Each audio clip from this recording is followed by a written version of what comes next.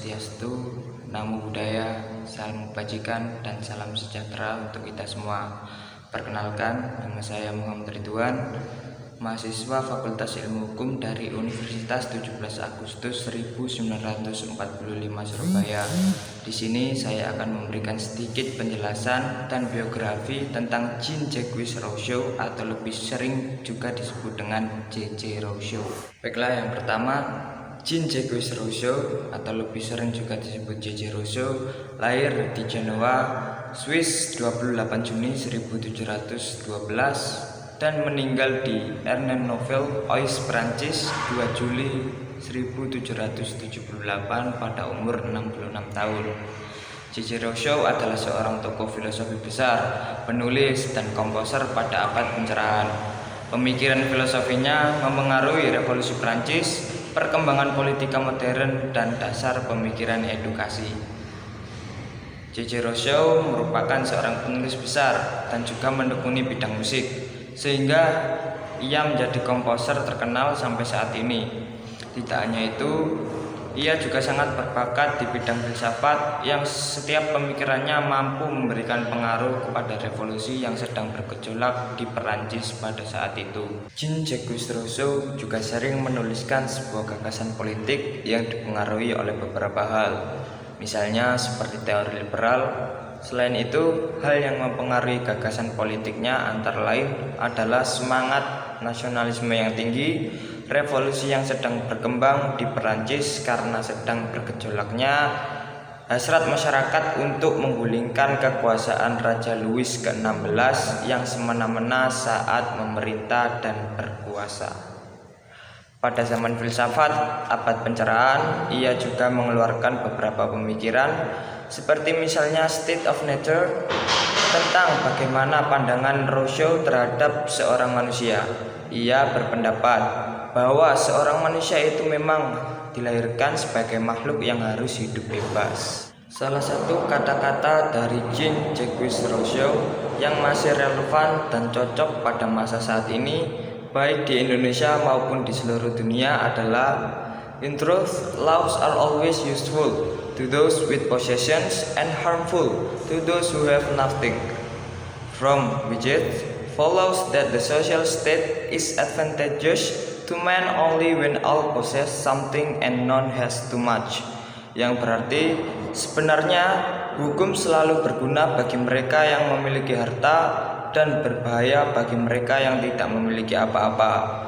Dari sini dapat disimpulkan bahwa keadaan sosial menguntungkan bagi orang-orang yang hanya ketika mereka semua memiliki sesuatu dan tidak ada yang terlalu banyak. Selain itu, pemikiran selanjutnya adalah tentang kebebasan yang dimiliki oleh setiap manusia, di mana hal tersebut pasti akan mendukung terjadinya banyak pertikaian. Oleh sebab itu, cara yang paling tepat untuk menyelesaikan permasalahan tersebut adalah dengan melakukan sebuah kontrak sosial. Artinya adalah perlu sebuah kesepakatan yang terjadi antar yang sedang mengalami pertikaian. Begitu juga dengan kehidupan bernegara. Warga yang ada di suatu negara telah menyerahkan sebagian dari haknya untuk mencapai sebuah keuntungan bersama. Dalam hal ini melalui perantara seorang pemegang kekuasaan. Oleh sebab itu, Rousseau berpendapat bahwa pihak pemegang kekuasaan harus mengayomi dan memberikan jaminan keamanan terhadap rakyatnya dan berlaku seadil-adilnya. Nah, selanjutnya pengertian negara menurut Jean-Jacques Rousseau. Negara adalah sebuah bentuk pasif dari persatuan beberapa individu yang memiliki sebuah kesamaan tujuan. Kemudian mereka melakukan kontrak dan membentuk pribadi yang bergerak dalam rangka politik. Di dalam sebuah negara terdapat dua komponen utama, yaitu pemerintah dan rakyatnya. Hubungan antara pemerintah dan rakyatnya bukanlah hubungan antara sebagian dengan sebagian lainnya, melainkan hubungan antara sebagian dengan keseluruhan. Dengan kata lain, rakyat adalah keseluruhan dan pemerintah adalah sebagian dari keseluruhan tersebut. Untuk lebih mudahnya, kita dapat mengibaratkan negara sebagai suatu badan pemerintahan sebagai suatu badan, dan masyarakat sebagai suatu organ. Dengan ini tidak masuk akal apabila pemerintah bertindak bertentangan dengan organ-organ yang memerintah di dalam tubuhnya. Baiklah, yang terakhir, kesimpulannya secara singkat, kontrak sosial adalah kesepakatan antara beberapa orang demi membentuk persekutuan karena dilandasi kebutuhan terhadap masyarakat, korporasi, dan harapan setiap anggota untuk tetap memiliki kebebasan walau sudah disatukan dengan orang lain. Kontrak sosial nantinya akan melahirkan rasa persamaan, persaudaraan, dan senasib sepenanggungan di antara anggotanya.